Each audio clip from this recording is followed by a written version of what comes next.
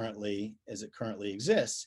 And it's anthropological in the original sense. It asks the question of what vision of the human person and human flourishing underlies, anchors, and animates the legal question under consideration, or the legal context under consideration. And I'll explain why I think that's a useful framing question momentarily. But I just want to be clear that when I use the word anthropological, I mean it in its sort of original sense of what it means to be and flourish as a human being, not so much the modern connotation as a kind of academic discipline. So the question that I propose be asked when we analyze these different contexts of American public bioethics is, what is the vision of human identity and flourishing that anchors and animates the law and policy at issue?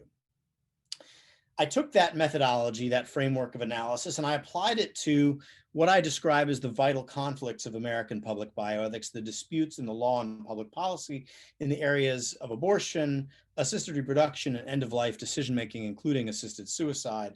And when I asked the question of what vision of human identity and flourishing underlies these three vital conflicts of American law and policy, what came to the surface is a vision of the human identity and human flourishing that very closely resembles what has been described as expressive individualism, first by Robert Bellah in the 1980s in his sociological tour de force, Habits of the Heart, and then later deepened and enlarged by philosopher Charles Taylor at McGill University.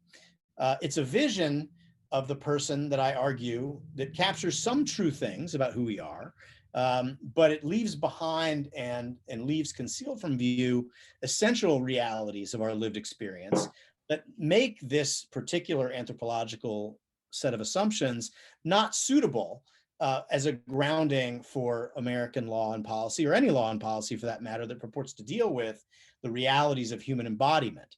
That is the fact that we live and die and experience ourselves, one another, and the world around us as bodies. Human embodiment, I argue, is an essential reality of human experience, and any anthropological set of premises that fails to take it into account fully is not a fit foundation for public bioethics.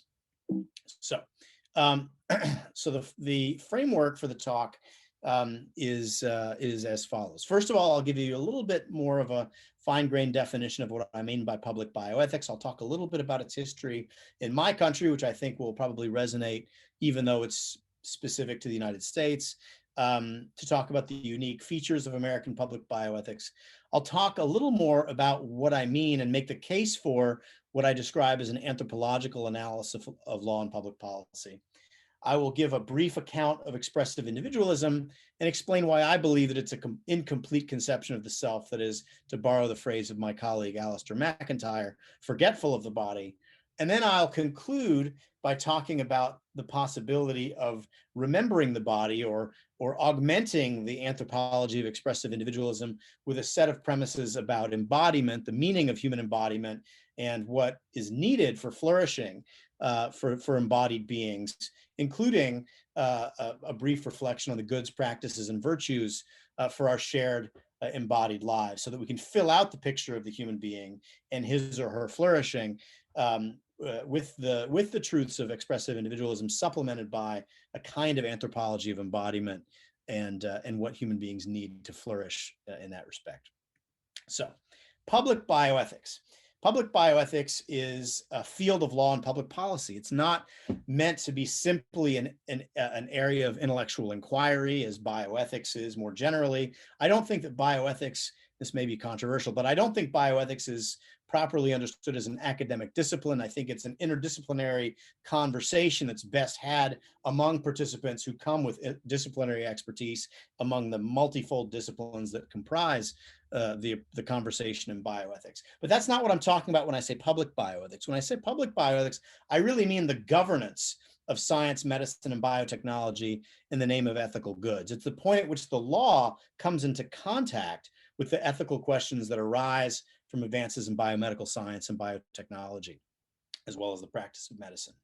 And public bioethics is fundamentally, if you look at the arc and the history of American public bioethics, which in my book I take up in chapter gosh, I guess it's chapter 1. I sort of offer a kind of overarching historical account of American public bioethics, which corresponds to the rise of public bioethics around the world. What you see from that is that public bioethics as an area of human activity and governance is fundamentally concerned with human vulnerability, its dependence, frailty, and finitude. It's about procreation and pregnancy and babies and wasting illnesses and devastating injuries and desperate enrollees in clinical trials and fearful patients, the disabled, the elderly, the dying, and the dead.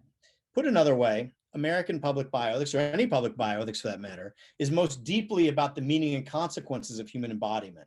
As I said moments ago, the fact that we experience ourselves, one another, and the world around us in, and more importantly, as living and dying bodies. Now,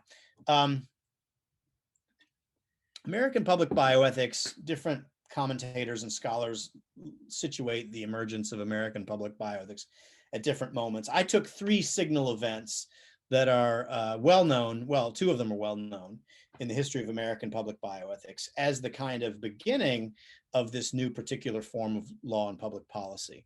In the image that you see in front of you, you see a gentleman wearing a white lab coat. That's Henry Beecher, famous anesthesiologist from Harvard University, who was acutely interested in the question of research involving human subjects and the various ethical protections that are required. His interests were stoked by the Nuremberg trials, in which the so-called Nazi doctors were prosecuted for engaging in a wide variety of atrocious and unspeakable destructive experiments on those unfortunates who were housed in those concentration camps. And during the prosecution at Nuremberg, one of the arguments made by the defense was that the United States didn't exactly have clean hands. The United States didn't even, in fact, at that moment, have any sort of codified framework for ethical protections for human subjects of biomedical research. And they were right about that, in the sense that there was no such code. One was very quickly promulgated in the 1940s in the wake of this observation by the defense. And Beecher decided to study the question very carefully of what is what are the ethical framework, the ethical protections for researchers, especially to lead institutions, especially at the most esteemed institutions in the world, and research protocols that are written up in peer-reviewed journals, such as the New England Journal of Medicine or the Journal of the American Medical Association.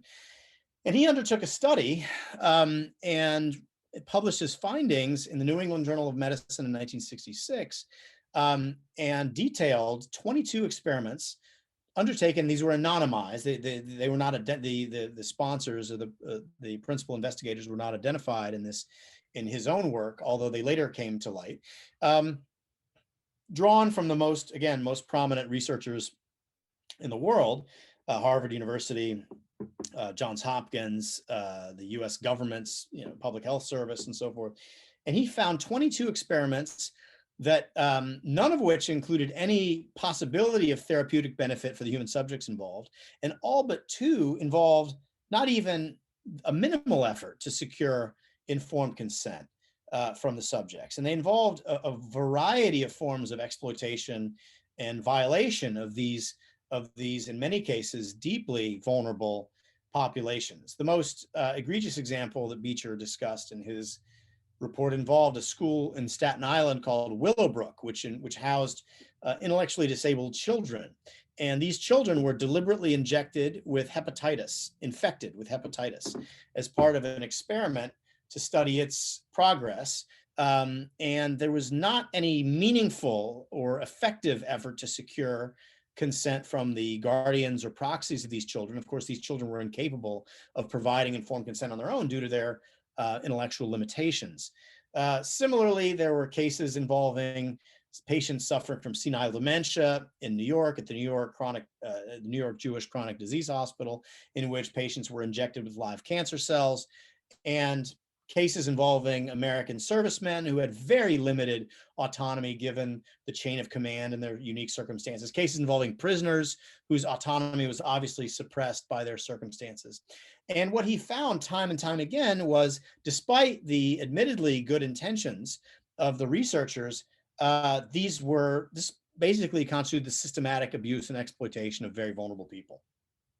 sent shockwaves through the American public when it was published, captured the attention of the US Congress, as I'll discuss in a moment. The middle image you see is from Tuskegee, Alabama, my home state of Alabama. That's in Macon County. Macon County, Alabama, in the beginning of the 20th century, was the site of the highest incidence and concentration of syphilis in any population in the United States, among the poor African-American sharecroppers in the rural part of Alabama known as Macon County. And American researchers, not merely sponsored by the government, but literal employees of the US federal government from the US Public Health Service, traveled to Tuskegee, Alabama, to conduct what was originally intended to be a very brief natural history study of the progress of syphilis untreated in this particular population. The study ended up lasting 40 years. At no point were the individuals, were the 600 African-American sharecroppers and their families who were under study, at no point were they told why the researchers were engaged in what they were doing. They were told very vague and misleading things like, we're testing you for bad blood. They offered to pay them a very small amount of money for travel to and from the site of the investigation, paying their funeral expenses in some case, paying for their lunches in some cases. But the bottom line is that it was a systematic exploitation and deception of this poor population that was already racked by socioeconomic pressures and deprivations, systemic racism, as well as the lack of education and, as I say, crushing poverty. And the most shameful part of this very shameful story involving the Tuskegee sharecroppers and their families was in the middle of the 1940s, when penicillin became standard of care for syphilis. Not only did these researchers not tell these individuals that that could be of help to them or help facilitate their access to it, it was reported that they colluded with local authorities, health authorities, including at Tuskegee, what is now called Tuskegee University, to conceal and to prevent them from learning about access to these medications and treatment going forward. So, so this again was a highly scandalous example lasting from the 1930s until the 1970s. Beecher's publication came out in 1966. This came to light in 1973 in a Washington Post article. And then the third image, and a lot of people have heard of Beecher, a lot of people have heard of Tuskegee. Not many people have heard of the third scandal that occurred roughly contemporaneously in 1973, in which the National Institutes of Health were discussing the possibility, had a private discussion, which became public, about the possibility of funding research in which American scientists would travel to Scandinavia, where abortions were performed by a C-section. So the way they were performed quite differently than the method of abortions in the United States at the time. They would perform a C-section and effectively deliver an intact, still living neonate, still living newborn, and would let the newborn or the neonate expire by virtue of having been delivered, usually at a state prior to viability, although close to viability. It'd certainly be close to viability nowadays, around 18 weeks, 20 weeks of gestation. And these researchers thought that this would be a great opportunity to study different interventions in effectively a still living, though imminently dying, human organism that was the object of the abortion. That was, again, still outside. This is not an in utero experiment. This is an ex utero experiment that I'm describing. And so in some cases, the doctors or these scientists would do research while the newborn was still attached by umbilical cord to his or her mother. Sometimes they would sustain their life for several hours. They would practice on them with certain kinds of surgical instruments. They would inject radio-labeled microspheres. And this became, when it came to light, again, the Washington Post published a series of articles in April of 1973 about this.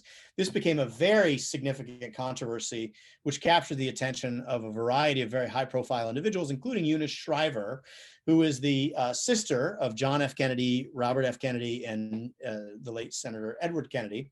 Her daughter, Maria Shriver, who was a very famous journalist and then also later First Lady of California, was a high school student at the time at a Catholic high school in the DC suburbs, and organized a protest protesting this research, traveled to the NIH in Rockville, Maryland, and protested this kind of research. So there was a series of congressional hearings, perhaps coincidentally, perhaps not, convened by Senator Edward Kennedy, her uncle, in the U.S. Congress and the U.S. Senate. And over a period of about 2 years, there were a series of hearings. They took testimony. They brought in folks from Tuskegee. They brought in Henry Beecher. They brought in different figures who were involved in this research involving the just aborted newborns in Scandinavia.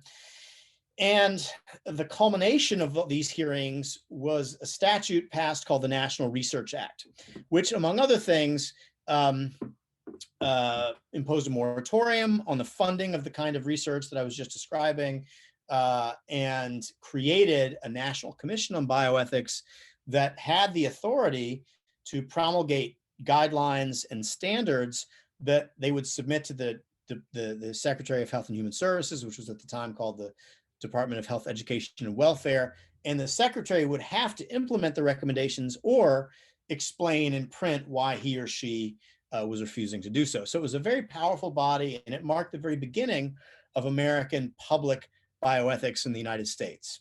And as I say, public bioethics was at its inception and is even now a very reactive form of governance. It's usually precipitated by a scandal, high-profile story where the public or our lawmakers are troubled by something that happened, some excess in research or the practice of medicine, and they then take action in the form of a reactive statute, set of regulations, if you're talking about the executive branch, or even in some cases, decisions of the U.S. courts, including the United States Supreme Court.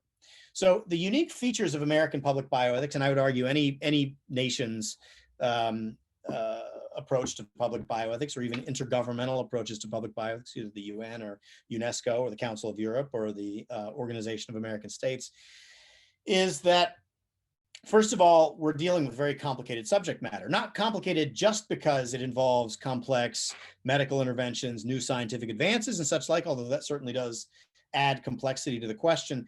It's also complicated because these questions involve the kind of seamless integration of great goods with very serious and grave risks. The researchers chronicled by Beecher, the researchers in Tuskegee, the researchers traveling to Scandinavia, despite the fact that they were engaged, I would argue, in a form of deception, exploitation, and extraction against a very vulnerable population, they thought that they were doing good. I mean, they thought, and they were in fact obtaining useful generalizable knowledge. But the means by which I would argue that they were using to pursue these ends were highly ethically problematic and dubious. But again, to disentangle the intentions from the realities, from the means used and the ends pursued, as well as the neutrality of the scientific and technological interventions themselves, makes it a very complicated thing to discuss and to argue about. And in fact, there's a kind of interesting thread of argument, even back to Nuremberg. The Nuremberg doctors, the doctors in Tuskegee, the researchers in Beecher's case, the researchers traveling to Scandinavia, all made the very same argument, which is not to say there was a moral equivalence among all of them, but they made the same argument. The argument all of them made was, we didn't create this tragic circumstance, the tragic circumstance of the concentration camp or Tuskegee, Alabama, or of the children at Willowbrook, or of the children who had just been aborted in Scandinavia. We didn't create these tragic circumstances. We were merely intervening to try to vindicate some good from these tragic circumstances. We didn't make the situation any worse than it otherwise would have been. Of course, I think that's a contestable factual claim, but nevertheless, all of those arguments in these contexts were rejected. The arguments were rejected because these researchers not only didn't merely passively observe these tragic circumstances, they became part of the tragic circumstances when they engaged with the actual activity and made in some cases made the very end of the tragedy their own end for the sake of scientific advancement. So complex, extremely complex. Secondly, they are contested. These are questions about which people very strongly disagree. Because they're concerned with the nature and meaning and consequences of birth and life and death and procreation and parenthood and childhood and race and poverty and illness and scientific freedom and autonomy and dignity and equality and justice. These are very hot button questions. People disagree very, very strongly. The public bioethics, no matter what jurisdiction you're talking about, squarely and unavoidably pose the question of who are we and what do we owe to one another? And this is the most contested, in some cases bitterly contested, question that we can grapple with as fellow citizens, or as fellow, either of our respective countries or even of the world. Frequently, these matters involve vital conflicts. They involve zero-sum matters of life and death, the contours and boundaries of the moral and legal community, who counts, whose good counts as part of the common good. These are the most contested and most difficult questions to resolve in a way that we can, and to sustain our civil and well-working pluralistic society. One thing that you also notice, the fourth thing that I'll mention about public bioethics, is we frequently seek refuge in the doctrine of autonomy as a grounding good of law and policy. And it's understandable why we would be attracted to autonomy as a good, as a grounding good, but because it seems to be neutral. It seems to allow us to kind of create a modus vivendi of live and let live.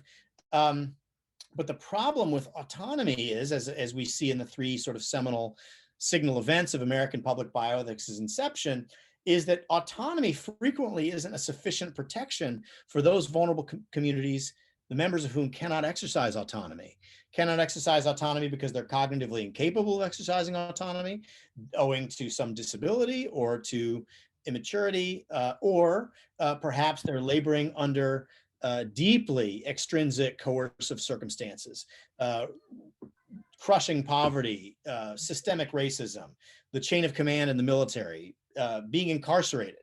There are all kinds of vulnerable populations that we see in these three signal events who would not be helped by simply having their capacity for self-determination maximized. Now, of course, you could talk about proxy decision makers and so forth, but I think that doesn't quite get at the fundamental first order question. Autonomy is important and has to be preserved in all of these cases. But there are instances, many instances, in which there are key vulnerable populations who self-determination is not adequate to protect them from the kinds of perils that we're looking at. Issues in American public bioethics are extraordinarily broad, and I'm only barely scratching the surface in this particular slide. It, of course, began in the crucible of human subjects research, embryo and fetal research, the closely connected area of assisted reproductive technologies. We talk about human cloning and abortion and property in the body and the definition of death and cognitive neuroscience. Research, this has come to the fore recently on the world stage, research involving hybrids and chimeras, that is animal and human combinations of different sorts, access to healthcare, access to essential medicines. These are all under the broad ambit of American public bioethics more broadly, just to give you a small flavor of the breadth of the field and, again, how contested it is. So let's then turn to my methodological claim. Why do I think anthropology has anything to do with law? Why do I think it's a useful heuristic to understand the inner workings of law and policy and allow one to either defend or mount a criticism of the current framework, whether it aims at the right goals or whether it has the right means to those goals? Well, the first point I would make is that law itself is unavoidably and inextricably morally laden. That is not certainly to say that every moral question needs to be solved by the law or have the law to touch and regulate and concern it. That's not what I'm at all suggesting. What I'm suggesting is that every legal proposition, everything from a regulation, a banal regulatory framework, to the most morally vexed Supreme Court decision or executive action or federal statute, all law aims at a particular good to be vindicated or a particular harm to be avoided, deterred, or even punished. And so as a result, law reflects the goods that a people hold dear and the harms that they seek to avoid. There's no way around that. I mean, thankfully, in our system of government, we arrive at these conclusions mostly through democratic deliberations and decision-making and voting and well-regulated self-governance. But every single legal action that we take is aimed at a particular good and is animated by a particular conception of justice or freedom or equality. And as a result, you can learn a lot about a polity from understanding what the law says. And the law, by the way, is extremely fine-grained. It's not simply prohibitions. It's not simply encouragement, right? There are two poles of the law. There's the most restrictive of which is criminal prohibition, whereas the most affirmative of which is federal funding, for example. But between affirmative endorsement and encouragement and criminal prohibition, there's a very fine-grained array of possibilities in which the law can reflect the goods that a given people hold, whether it's simply data collection or licensure and certification, or restriction with exceptions, or general permission with prohibitions, or even simply silence, creating a space for private ordering. The law can speak very, very specifically and precisely as to the goods that a given people hold dear. But law doesn't merely reflect the goods that people hold dearly. It also, for better or worse, shapes and informs public attitudes about goods and harms. Pues eso, hace falta el objetivo del estudio. Sorry, okay. So so anthropology itself, why do I focus on anthropology as a point of entry? Well, first of all, I would say simply that law is about and for the protection and flourishing of persons.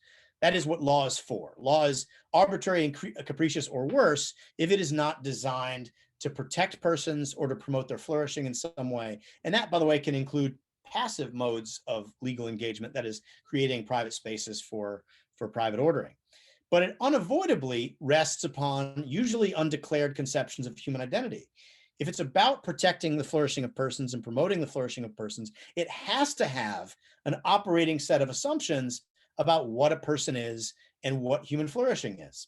And again, this is not the question of when life begins, although it's connected to that question. It's really a question about who we are, what our flourishing is, and what we owe to each other. The law has to have operating assumptions about those things. There's no avoiding it. There's no avoiding, there's no remaining neutral on that question, right? People can't decide for themselves what a person is and what human flourishing is, because the law has to operate in a universal and in a general way, in a fair and equal way.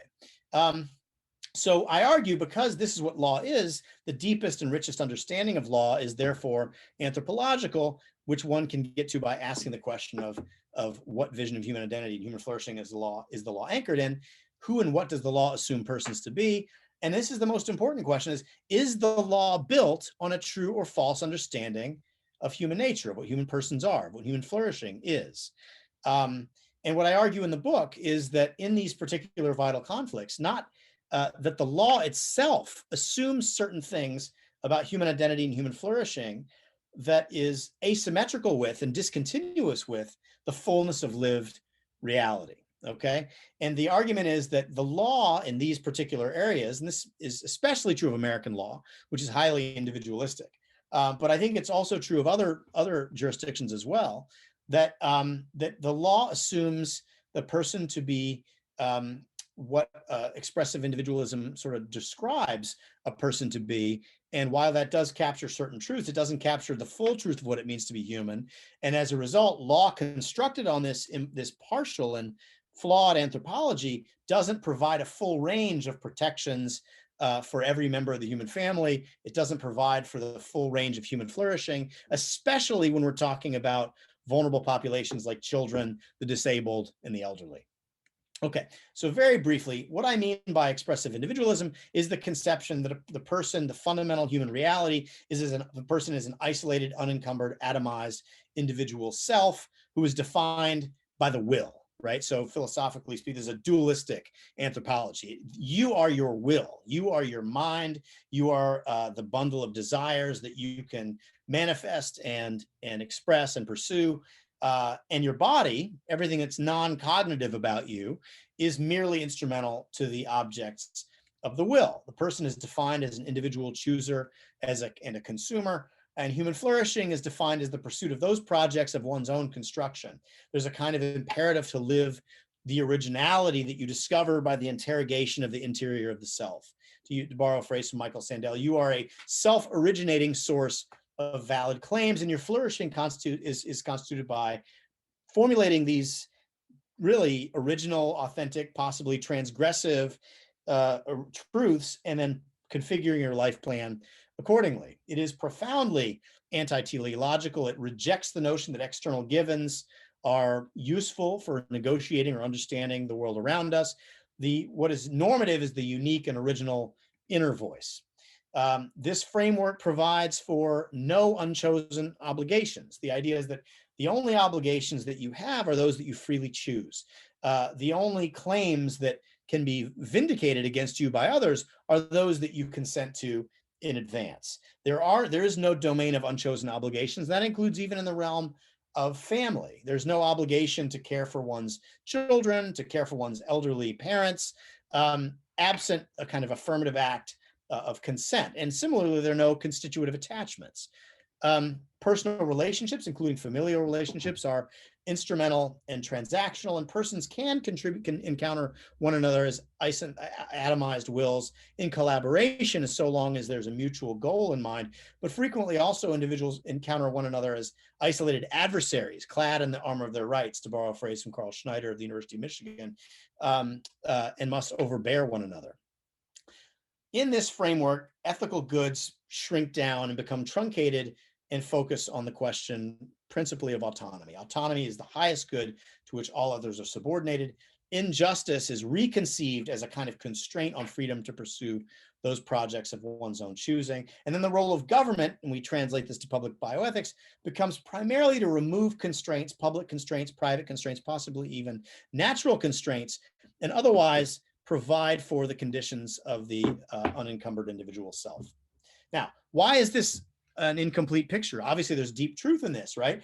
We are free, we are particular. There is value in introspection and interrogating and discovering the creative truths inside oneself, and even to hold them out over and above the repressive and misguided standards or mores of a particular culture. That can be valuable for sure, but that's not the full picture of what it means to be a human being. Human beings are not mere wills and minds in instrumental bodies, I argue. They are the dynamic, integrated unity of mind and body, and the body is an essential reality that defines the person. And expressive individualism is forgetful of our own embodiment. And by virtue of our embodiment, by virtue of the fact that we negotiate the world, live and experience ourselves and others as embodied beings, there are certain kinds of inexorable gifts and challenges. Some of those challenges include, but some of the challenges are also gifts. The first thing to notice is vulnerability, right? We are vulnerable as fragile, corruptible bodies in time. We are vulnerable,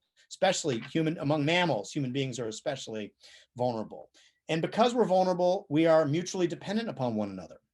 That's an inexorable reality of embodied life. We're subject to natural limits. And as Alistair McIntyre says, all human beings exist on a scale of disability. The very best case scenario for those of us participating today, the very best case scenario for any human being is that you begin life totally dependent on others to take care of you, for your very survival, for your nurturing and feeding you and keeping you safe and warm. And you have a gradual period of becoming more and more independent. This is, again, the best case scenario. Then you reach sort of the apex of your powers, God willing, cognitively, physically, and so on, to impose your will on the world around you. And then you immediately begin a kind of decline back towards, and God willing, a gentle curve towards utter dependence once again.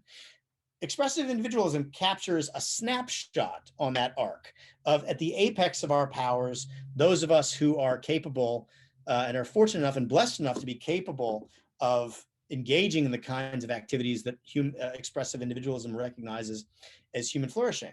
Most of us, that's a very brief period in our life's arc. And for some of us, we never reach that. For some of us, we're always in a state of profound vulnerability and subjection to natural limits. So the fundamental need for all embodied beings, especially human beings, are networks of uncalculated giving and graceful receiving, what McIntyre describes in his book, Rational Dependent Animals, networks of unconditional and uncalculated giving and graceful receiving, composed of people who are willing to make the good of another their own good without seeking anything in return.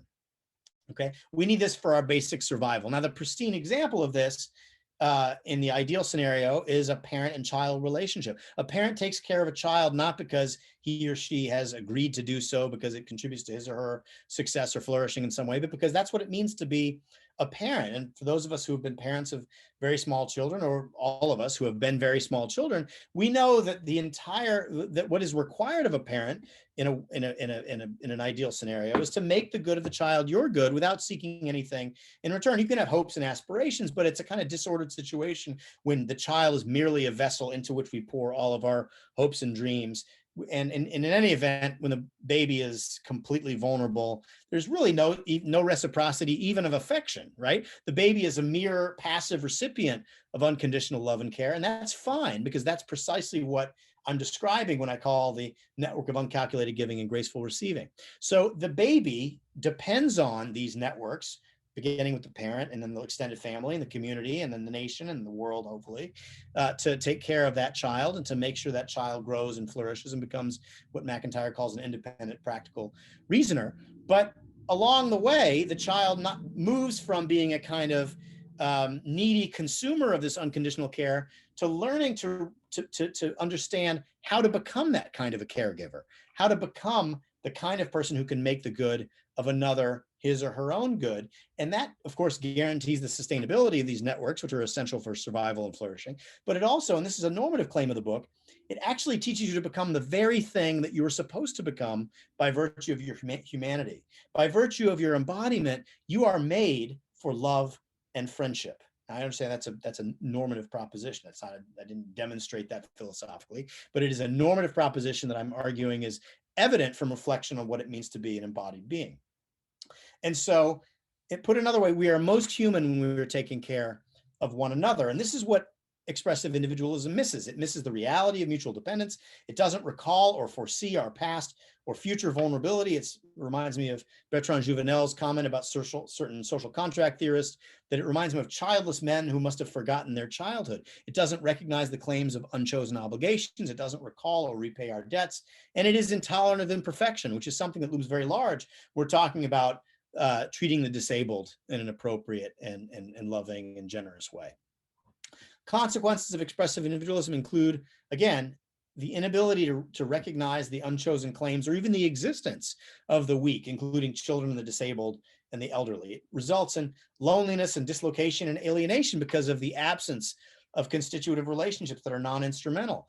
It's a death-haunted existence, to borrow a phrase of Alexander Solzhenitsyn. When you are the center of the universe, your death constitutes the extinction of the entire universe at a stroke. And that is a terrifying thing indeed. And as Bella found in his social science research, and Charles Taylor worry about it as well, this kind of expressive individualism can result in the erosion of social and familial ties. So very briefly, in the time remaining, I would like to say what it would mean to remember the body, the goods and practices and virtues for lived embodied reality, and to ground all of our legal reflection in these particular goods. Again, there has to be an anthropology for law to work. There is one, whether we understand it or recognize it or not, it's there. And so, and this is, of course, easier when we're talking about positive legislation or even making space for private ordering of voluntary associations.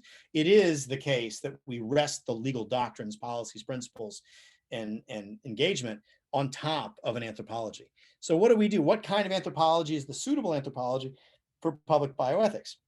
Well, we have to remember the body. We have to remember these networks of uncalculated giving and graceful receiving. We have to become the kind of person who can make the good of others his or her own good, and to learn to see the vulnerable other through practices of memory and the cultivation of moral imagination, and through the practice of what McIntyre calls, and I add some to his list, the virtues of acknowledged dependence. What are the virtues and goods and practices that are essential for shoring up these networks of uncalculated giving and graceful receiving? Well, first of all, you have the virtues of uncalculated giving, the virtues of just generosity, giving to others in proportion to their need, hospitality, welcoming the stranger because he or she is a stranger, misericordia, the virtue of making another suffering your own suffering. To try to take, in the same way that you make the good of another your good in friendship, you make the suffering of another your suffering. You seek to aid them, to help them. And if that's not possible, merely to accompany them in their suffering. And then alongside that, you have the virtues of graceful receiving. Chief among them is the virtue of gratitude. And it takes cultivation of moral imagination to remember that we are here simply because someone else at some point in the past, probably even now and will in the future, make our good their good without seeking anything in return.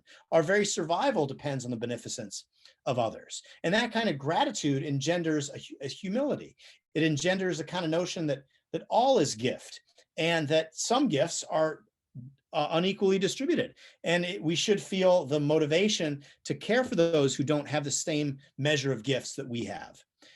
It should lead us to be open to the unbidden, that is to take the world and others as we find them without trying to impose rational mastery or have an attitude of extraction towards others or the natural world more generally.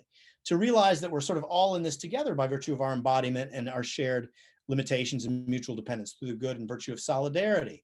To respect the intrinsic equal dignity of all human beings. To be truthful with one another. And then finally, I would argue that all of these virtues, both of giving and receiving, can be understood through the lens of authentic friendship, rightly understood. And to practice these virtues, we want to practice those virtues that take us outside of ourselves and draw our gaze up and out towards others. The paradigm is parenthood. In terms of voluntary associations, it's participation in communities of memory, which have the objects and goals of these organizations outside one's own narrow, limited self-interest. And so I'm going to stop there, but I'll say one final thing about the connection of law and public policy to this fairly abstract reflection that I've provided for you today. And that is, the most important thing that we need as embodied beings are these structures, these networks of uncalculated giving and graceful receiving. And we can measure the success or failure of public bioethics or any public question to the extent that it advances and sustains these networks and allows us and facilitates us to take care of one another appropriately, or whether it tears them down and whether it creates division and atomization, which again, I think is not just detrimental, but I think it's actually inhuman in light of who and what we are, most richly understood. So thank you very much for your attention, and I am happy to engage in conversation. But first, I think Raul has a reflection on my remarks that he would like to share.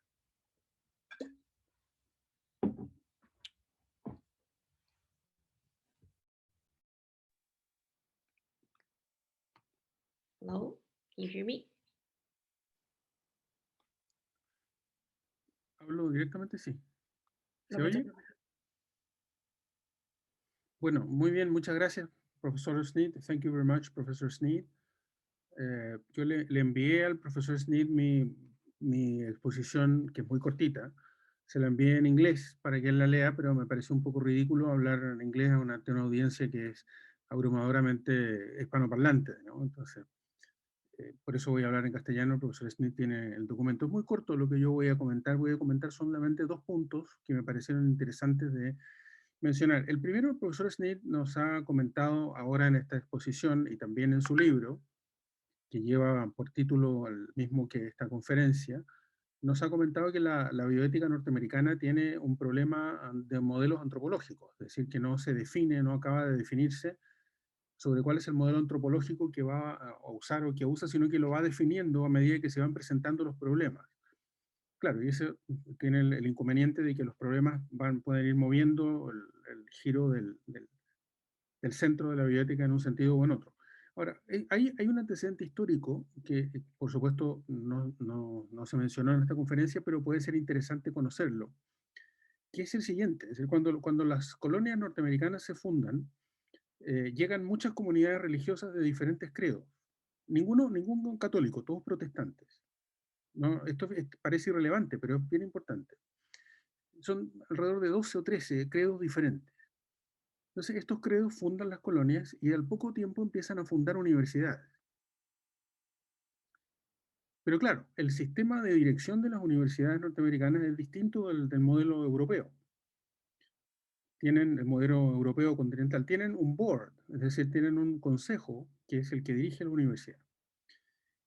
Pero claro, como no había demasiada gente, este board tenía que estar integrado por las personas que eran relevantes dentro de la comunidad, no solamente académicos. Ahí estaba la diferencia con la universidad del modelo alemán, podríamos decir, ¿no? Sino que eran personas relevantes de la comunidad. Pero resulta que las personas relevantes de la comunidad pertenecían a credos diferentes. Entonces se encontraron con el problema de que los boards tenían personas que tenían distintas religiones, distintos credos. Entonces, de tal manera que las opiniones eran todas diferentes porque variaban según el credo que se estuviera sosteniendo. Entonces la gente se encontró con un problema. Dice, bueno, ¿y ahora qué hacemos? Si defendemos los credos, entonces tenemos que separar los boards y fundar universidades que estén totalmente distintas por cada religión.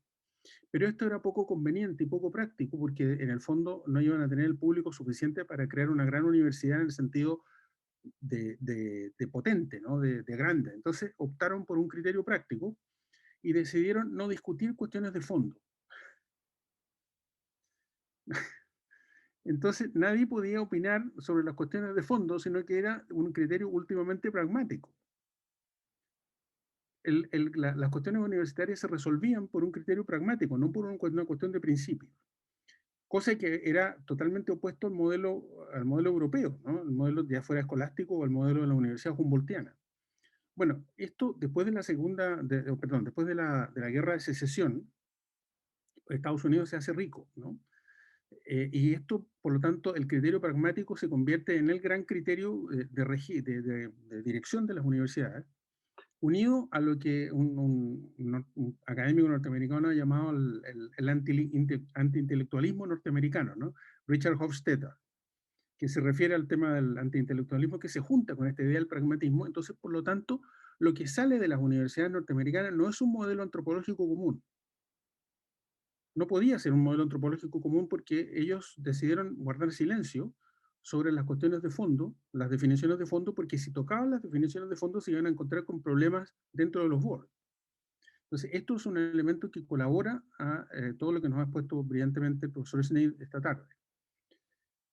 Y el segundo punto que yo quería comentar, y también es muy breve, es que todo esto que nos ha explicado de manera muy clara el profesor Snead remite a un viejo debate de la filosofía continental. Porque claro, el profesor Snead nos dice, hay una bioética que sigue la naturaleza y hay una bioética que sigue la voluntad, que quiere en el fondo reafirmar la autonomía del sujeto. Esto es que se nota muchísimo cuando uno lee a los autores contemporáneos, por ejemplo, sobre los temas de posthumanismo o transhumanismo, lo que es moral enhancement, por ejemplo, Julian Savulescu, Nick Bostrom, Ingmar Persson, John Harris, etcétera, todos estos autores, uno se encuentra efectivamente con un modelo en el cual la idea es que la biotecnología provoca o aumente la libertad de las personas. Si la libertad de las personas es efectivamente el objetivo final. Pero esto, como digo, remite en realidad a un problema teórico muy desarrollado en la filosofía continental, que es la diferencia entre la mímesis y la poiesis. O es lo mismo que decir la naturaleza o la autonomía. ¿En qué sentido la mímesis? Claro, porque la naturaleza, Heidegger dice en alguna parte que la naturaleza no es aquello, no es el ser que se mueve, ni es el movimiento del ser que se mueve, ni es aquello que es movido, sino que aquello que se hace presente en el movimiento, ¿no? Es aquello que está oculto en el interior, pero que se hace presente en el movimiento. Entonces el movimiento del sujeto es una mímesis de la naturaleza. Esto es la filosofía clásica. El movimiento del sujeto es una mímesis, es una imitación de la naturaleza, de tal manera que este movimiento no se puede escindir, o sea, hay una copia, es la copia de la naturaleza se impone por sobre los movimientos, de tal manera que hay en consecuencia un movimiento que está predeterminado, está prefijado. Bueno, esta es la idea justamente de que los seres tienen un modo de ser. Ahora, este modo de ser puede ser entendido de diversas maneras. En la filosofía clásica se entendía que el sujeto tenía un modo de ser integral, compenetrado, y esto siguiendo a Aristóteles, siguiendo a los filósofos medievales, hasta muy entrada a la modernidad. Se entendía que el sujeto era un solo ser compenetrado de espíritu y de materia, ¿no? Y que por lo tanto su movimiento, tanto en el sentido corporal, o sea, como lo que yo puedo hacer con el cuerpo, como lo que yo puedo hacer con el espíritu, estaba determinado por el modo de ser natural. Claro, la modernidad separa el cuerpo del espíritu y dice que solo el cuerpo sigue la naturaleza y que el espíritu es autónomo. Ahí seguimos la línea que se renueva con Descartes, ¿no? Y que reaparece, digamos, a través de Platón, Plotino, San Agustín, llega a Descartes, y nos encontramos después con Kant, ¿no? Con esta idea entonces de que el espíritu se libera de la naturaleza y viene la idea de la falacia naturalista, por ejemplo, de que algo sea, no tiene que ser necesariamente de esa manera, el deber ser no tiene que seguir a la naturaleza, y por lo tanto hay ahí un empaledecimiento de la idea de naturaleza. Entonces, lo que ha propuesto el profesor Snead también se remite entonces en esta línea al debate con la poiesis. La poiesis es la autocreación, ¿no? La misma idea de la autopoiesis, que Maturana presenta a propósito de las células y que después es trasladada filosóficamente al mundo del espíritu. De tal manera que los espíritus se autoconstruyen, ¿no? O sea, el constructivismo, en un sentido más pálido, o bien el postestructuralismo en un sentido más fuerte, ¿no? Cuando Derrida dice que todo es texto y que por lo tanto todas las cosas se leen de manera deconstructiva, lo que está diciendo justamente es que no existe naturaleza en ningún sentido, y que la naturaleza, o por lo menos en un sentido espiritual, y que la naturaleza por lo tanto no marca el comportamiento y el sujeto es meramente autonomía. Entonces, en ese sentido, creo que lo que nos ha comentado el profesor Snead es muy interesante porque nos explica cómo es recibido y cómo se produce este debate entre dos conceptos filosóficos tan importantes de la filosofía continental, se produce en el mundo anglosajón. Entonces, y con esto termino, ¿no? Es decir, justamente con la posición con la que él termina su conferencia, que es la idea, digamos, de la comunicabilidad del bien. Así como la generosidad, la donación, todo eso se puede ocurrir en un modelo antropológico en el cual el sujeto tiene algo en común con los otros, que es justamente el debate precisamente que se da entre la diferencia, por ejemplo, entre Tomás de Aquino y Occam, ¿no? O sea, cómo las esencias pueden ser comunicables o no pueden ser comunicables, y cómo esa incomunicabilidad llega hasta el punto, digamos, de que el sujeto no es más que un conjunto de impulsos mecánicos, como podría ser la idea de la naturaleza en sentido puramente biológico, o simplemente no es nada, y se autoconstruye incluso biológicamente, y ahí es donde participa entonces estas ideas tan avanzadas como la del posthumanismo o el transhumanismo. Así que nada, muchas gracias, profesor Snead, y abrimos el debate. Well, thank you to both of you to stick to the time. And well, anyone who wants to comment or ask questions can raise their hand. So, María, I can start, so I give people some time to think about questions. Thank you very much, Carter. Thank you very much, Raul. Very interesting discussion. So, I don't know, I think that you are proposing a model that you mean that probably is the situation in the States, but I think it's a very common situation. I don't think that it's specific for the States. Although there are specificities, as Raul commented about during the history, but at the end, I believe that almost every society is in the same situation. So a very general question, perhaps I will put it a little bit as a naive question if you want, but we as societies and as countries, we have very clear mechanism to discuss the law and to arrive to agreements about the law. But we don't have mechanism to discuss what is the foundation of the law, as you stated, that is the anthropological view. So in your opinion, do you hope there is any chance that in the current very secular world that we can find, I don't know if mechanisms, but situations where society can discuss in a way about the foundations, or we are in a situation, as Raul mentioned, that because we have very different way of thinking about the anthropological foundations, that's much better, or there is no way to discuss about that, and we have no other solution than just to be practical and go straight to the law. So I guess it's a very general question, kind of naive if you want, but I think it's very good to have the opportunity to listen your comments about that. Thank you. Sure, absolutely. And it is difficult for sure to have deep conversations about first order principles in lawmaking. But one of the arguments I make in the book is that it's unavoidable to rely on them, right? So it is the case. And so one of the possibilities for having a conversation with one another at the deliberative level prior to lawmaking or even during the lawmaking process is to surface the kind of premises that are underlying the different proposed regulatory mechanisms, which is to say, I mean, one could point out that a particular proposal with respect to law or public policy, or even before that, a kind of the way that the question is framed, which is an area in which we see the anthropological premises coming up, whether or not we frame the problem to be solved as a clash of interests of atomized individual wills, or whether we frame it as a kind of crisis involving inextricably intertwined people who rely on one another and depend on one another.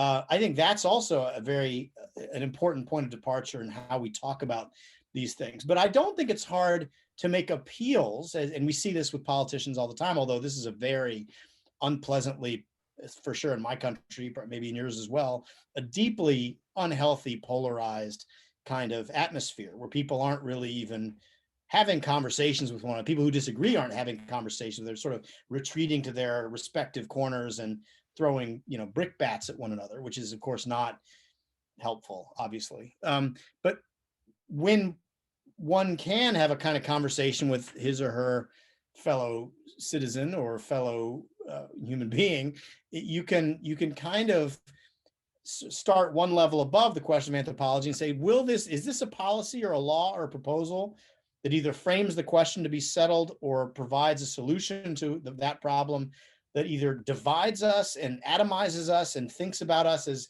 a kind of agglomeration of unconnected individual wills, sort of clamoring for our own particular goods as we see them? Or are we thinking about this as a kind of interconnected community of people who depend on one another and who have the obligation to take care of one another, whether we freely assume that obligation or not? There are people who I have to take care of, whether I like it or not. There are people who I have to, who I can make claims on, unearned privileges, whether they like it or not, by virtue of our shared humanity. And I think the more we can do in our deliberative process and our political conversations to understand the ways in which we're connected to one another and the ways in which we're bound to one another, the better off we're going to be. I mean, obviously this is a religious source, but I mean, Mother Teresa said it very beautifully. And I think anybody, even an agnostic or an atheist of goodwill, would agree, I hope would agree with the proposition that she said, if we don't have peace in our world, it's because we've forgotten that we belong to one another. And the idea that we belong to one another is something that we can inculcate and deepen with our rhetoric, with our concrete legal framework from which people take their bearings as to who they are, what they owe to each other. I mean, I'm kind of an optimist. And so I imagine, we're not in a good spot right now in terms of our political rhetoric and our relationships with one another, especially those who disagree. But, we're only as good as the people that we care for, our goodness is reflected best in how we treat people that we don't like or don't agree with.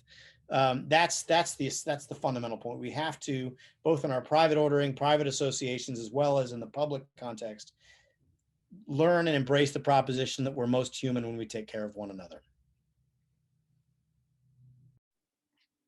Okay, thank you, Professor, for your answer. There are 2 questions so far. So, Pablo Marquet. Thank you. Thank you, Professor Carter. I have a question for you.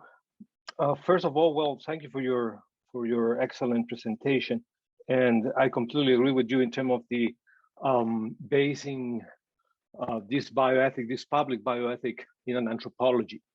And I'm gonna try to come from that perspective, even though I'm an ecologist, a biologist, but also a human being. So that's I think.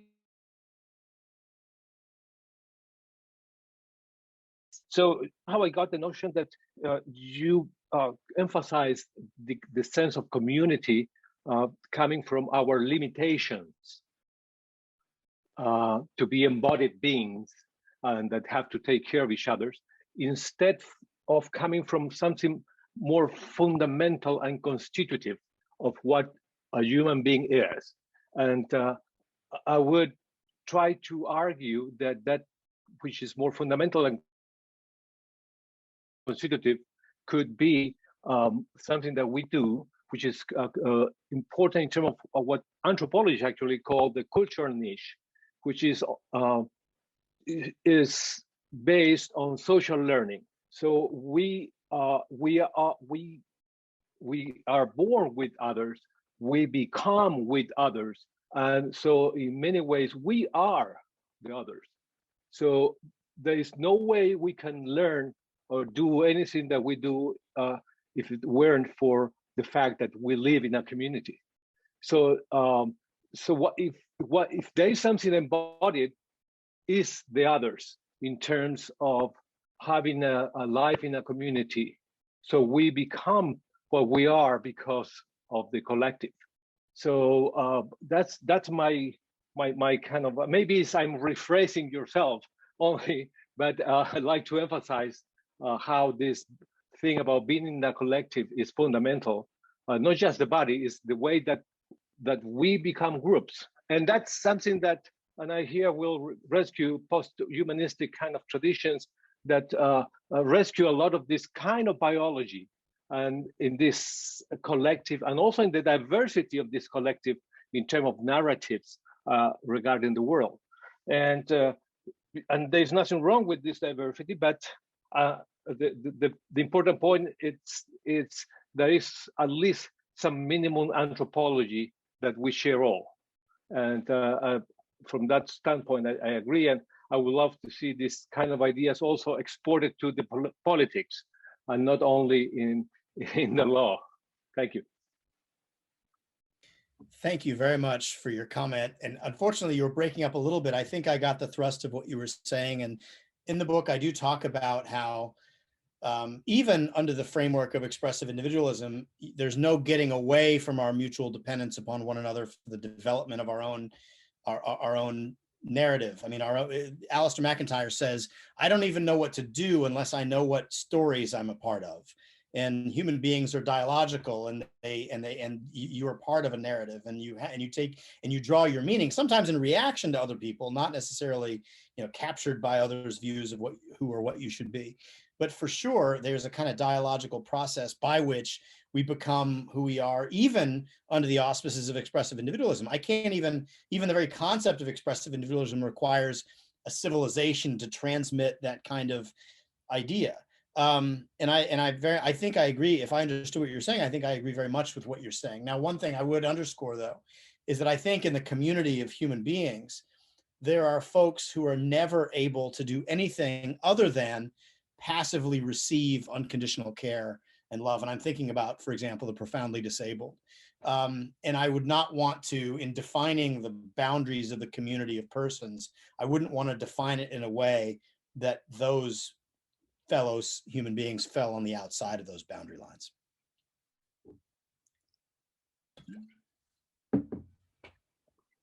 Thank you, Professor. The next in the line is Pierre Bigotsius, my dear friend and Notre Dame alumnus.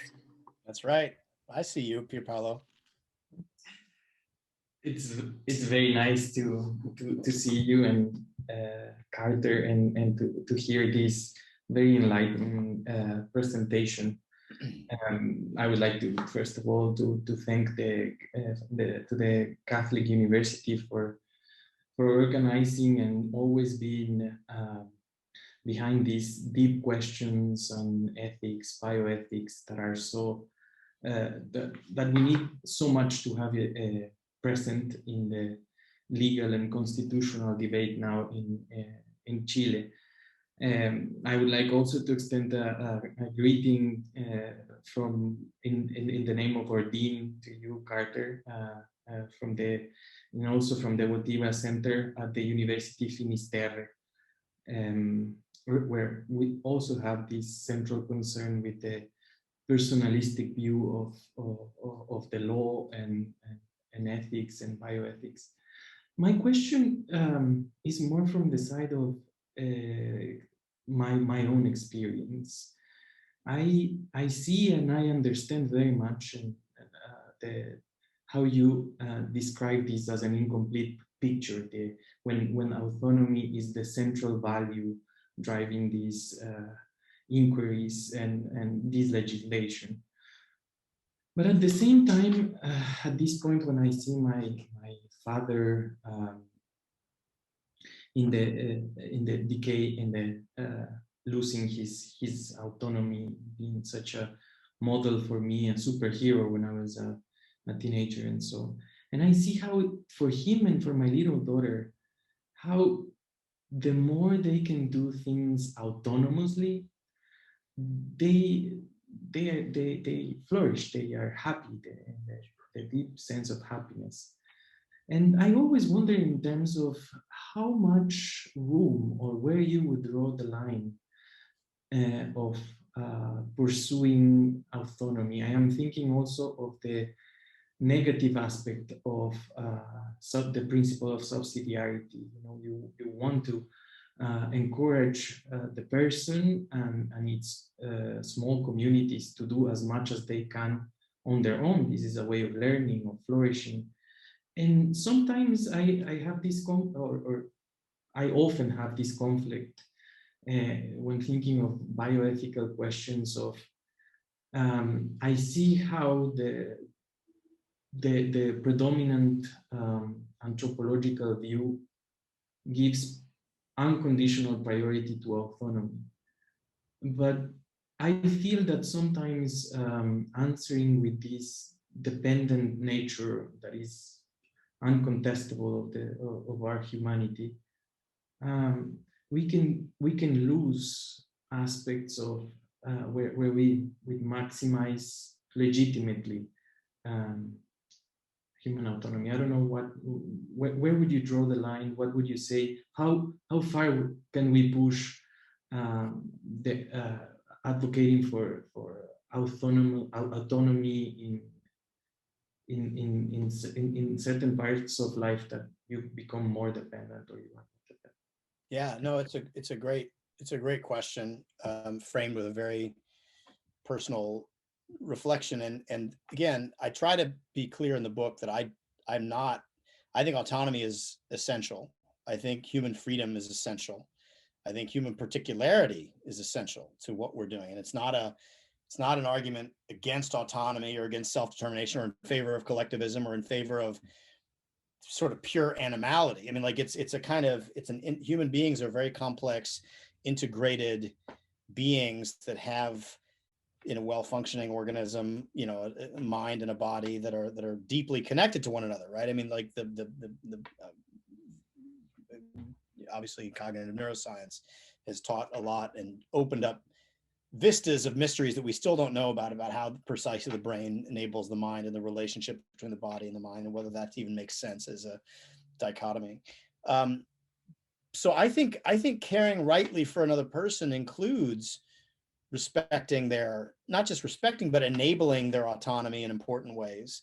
And in the book, I don't take a concrete position on sort of where lines are or how we, in a sort of kind of paternalistic way. I mean, I basically, you know, the deficit that I observed that motivated me to frame the question as I did and to explain the problem and as I did and to propose a kind of a solution as I did was observing a kind of overemphasis on autonomy to the exclusion of the clinical reality of many circumstances in which what a person needs is not to have their freedom maximized, but rather to be taken care of. And in fact, that's even, according to social science, that's consistent with how people even describe what they themselves want. It's not giving someone what you think they deserve and ignoring entirely what they think they deserve. So for example, in the part of the book about end-of-life decision-making, I criticize the proposal that we should simply aspire to govern our treatment and our care from beyond competence, merely through the memorializing of our wishes in a document, right? There's a sort of push in the United States for these living wills, these advanced directives, and they're important documents, and it's important that we do that, but that can't be the sole mechanism by which we govern our own treatment past the moment when we lose ourselves to competently participate in our own medical decision-making, because it doesn't track the clinical reality of what the patient in that moment needs in his or her state. It results in the kind of binding artificially of a person to their preferences when they were in a very different state with different needs and in some cases, different viewpoints. Social science studies by Carl Schneider and Amy Fagerlund have shown that we're very, very bad at predicting what our future preferences are going to be like when different circumstances obtain, especially involving our own health. And we're doubly bad at predicting what other people want or need when they find themselves in very diminished states. And there's a deep temptation to project our own preferences from a healthy and strong and privileged position onto those who are in these diminished states.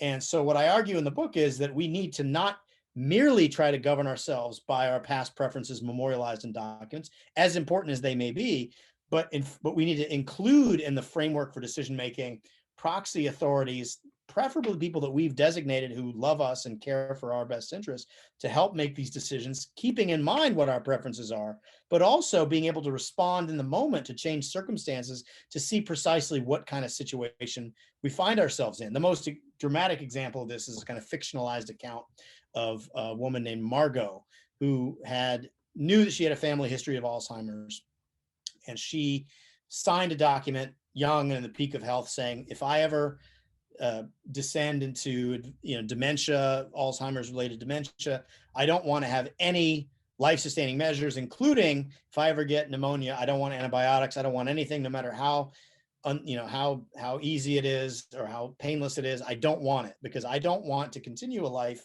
characterized by the cognitive decline of Alzheimer's dementia. And then she, of course, does in fact in this account contract Alzheimer's, and then she, in the very early stages, she's not capable of making her own decisions. She's legally no longer competent, and she is trying to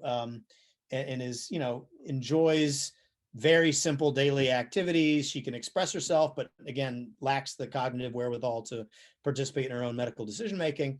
She draws the same picture, listens to the same song, can talk to people, but doesn't really recognize familiar faces. And then she gets pneumonia. And then the question becomes, what do we do? Do we give her antibiotics? Do we withhold antibiotics for the purpose of hastening her demise? And in this example, she's like, I'm uncomfortable. Can you do something to make me breathe easier, to make me more comfortable? And then the dispute becomes which Margot is decisive. And there's a disagreement between philosopher Ronald Dworkin on the one hand and my colleague on the President's Council on Bioethics on the other hand from WashU about whether or not, like, what the right answer is. And if we simply retreat into the pure autonomy self-determination model, which privileges the cognitively able and privileges the strong over the weakened state, which comes inexorably later on in these situations, we're going to do something that may very well be highly problematic.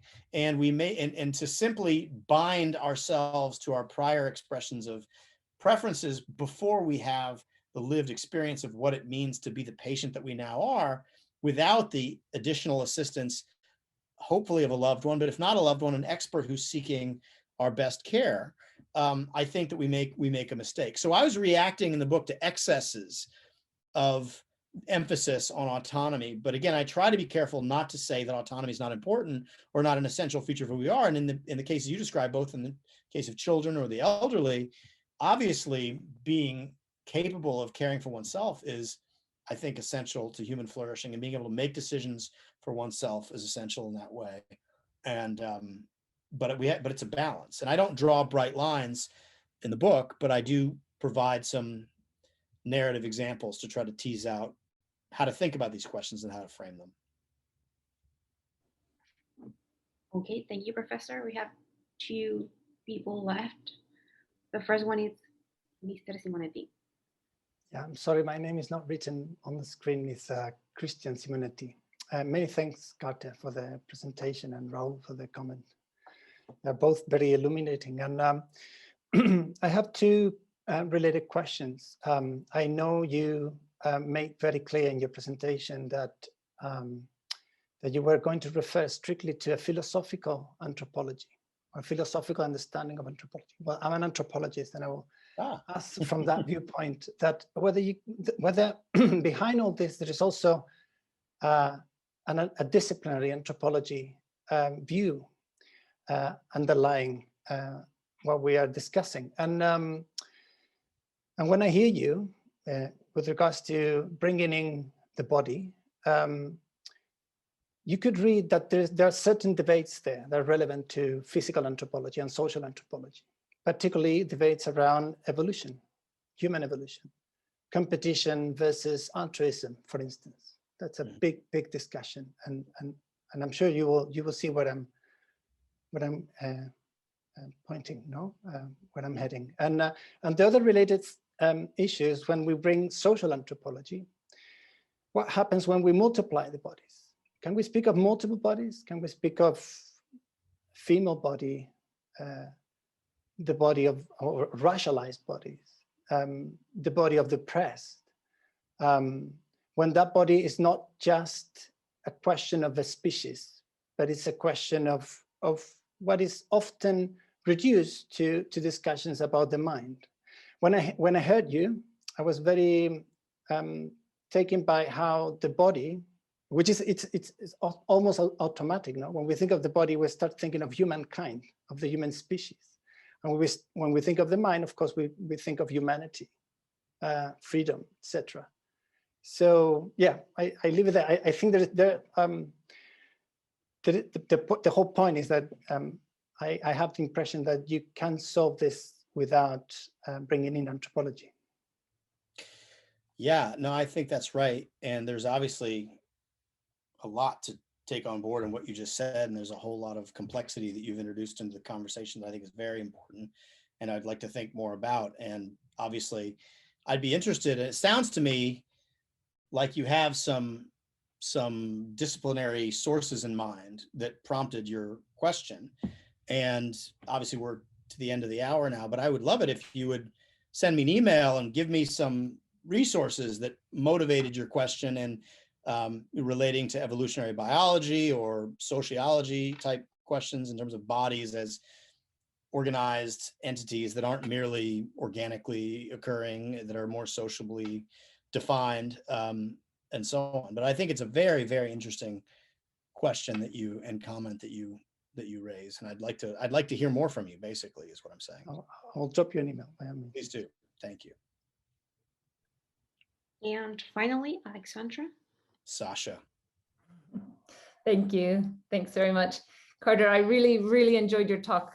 Such a pleasure to listen to you and to hear an overview of the book, which I have not had a chance to read yet, but I feel now that I've had the Cliff Notes version. So yeah, grateful for that.